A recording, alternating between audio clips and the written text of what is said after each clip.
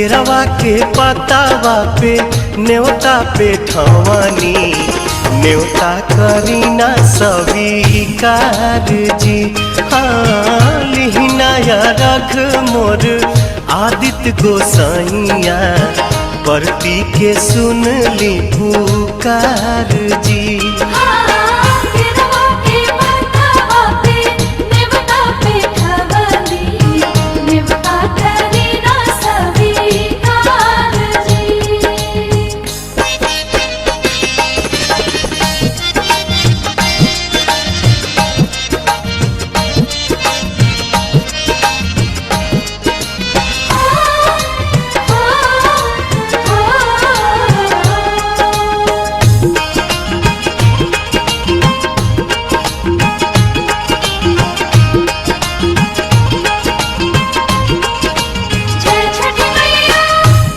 हम अरघ दुनो बेरा आदित्य तोहे सझिया फजीरे,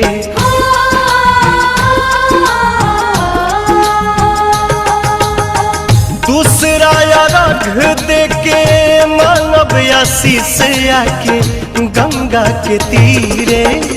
दिन के सहैया रौवे रोग हरैया जी, रौवे से जग में जोर जी। हाँ केरवा के पतावा पे न्योता पे ठवानी, न्योता करीना स्वीकार जी।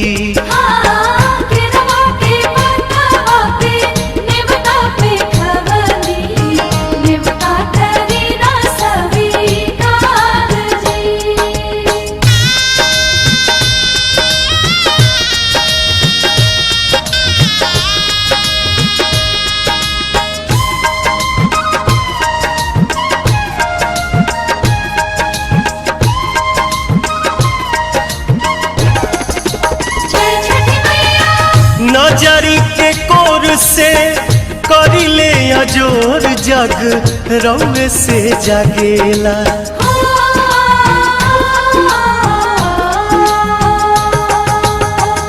रौवे से रात होला, रौवे से दिन काल चक्र चलेला। हर साल करब बरत आई छठी घटिया, हमनी पकड़ब उपकार जी। हाँ लिहिनाया रघ मोर आदित्य गोसाइया, परती के सुन ली पुकार जी।